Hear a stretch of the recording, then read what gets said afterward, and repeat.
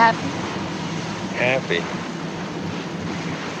It's only the best 3 days of my life. I think we'll come back here on our honeymoon. What makes you so sure there's going to be a honeymoon? I told you, don't underestimate me. Don't underestimate Daddy. He still doesn't like you. If he told you to drop me, what would you do? Drop you.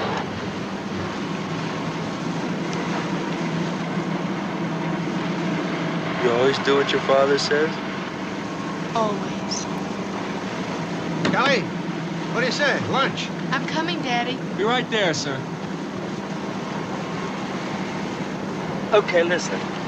Tonight at your hotel, 7 o'clock, your father and me over cocktails. I lay my cards on the table. He finds out I mean business. Yeah? Yeah. Well, anyway, it's been a terrific 3 days. 3 days? Where do you get a load of the next 40 or 50 years?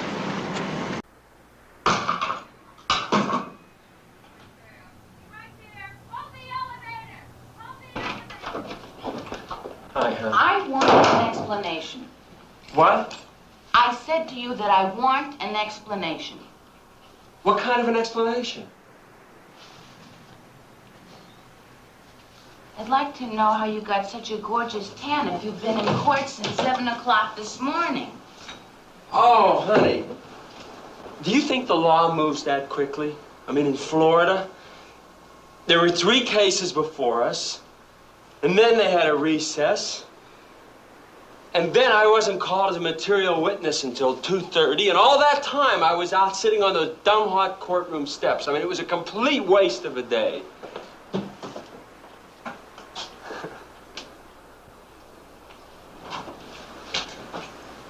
Do you call this a honeymoon? Do you know that I haven't seen you for 5 minutes since we've been in Florida?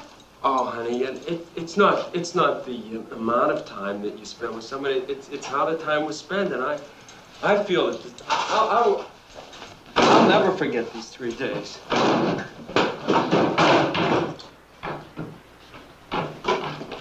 Where are you going now?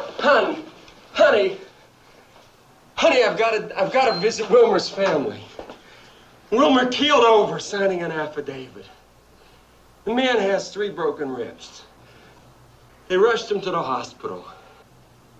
He's not going to be doing much charter fishing for a while, so I just thought I would go and lay $100 on his wife and kids. All right, well, listen, can I go with you? Honey, Shantytown. The man lives in Shantytown. You can't walk through Shantytown this time of night. I wouldn't want to walk through if I didn't have to, sweetheart. What about dinner? Dinner is 9 o'clock. The Florida lobster and a terrific Florida pecan pie. Something very big has come up, and I think maybe tonight is a good time to discuss it. Something good?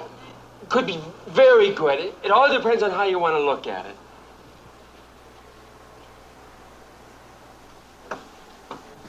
And I certainly appreciate the way you and Mrs. Corcoran have treated me these last few days. I mean, after all, I'm a veritable stranger, veritably unknown. And here, you and Mrs. Corcoran have generously treated me as though I were practically a member of the immediate family.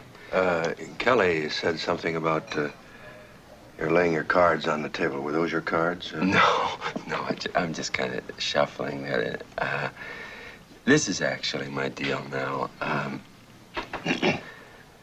Well, you know, in just plain old-fashioned, corny lingo, sir, I have fallen head over heels with your Kelly here. It just, you know, it didn't take me long to make up my mind. One good look did it, actually, if you want to know the truth. But I'm the kind of crazy hairpin that just doesn't need much more than that. And then that's it for life with me. Now, there is a slight complication. I happen to be a newlywed. I made the big mistake about 5 days ago in New York. And when I say big, sir, I mean Radio City Music Hall big. You may have seen her around the pool. She's a nice girl, but just not really my type. I married her because I thought it was the decent thing to do, and I've learned that decency doesn't always pay off. So I'm going to get out. It'll be difficult, but not impossible.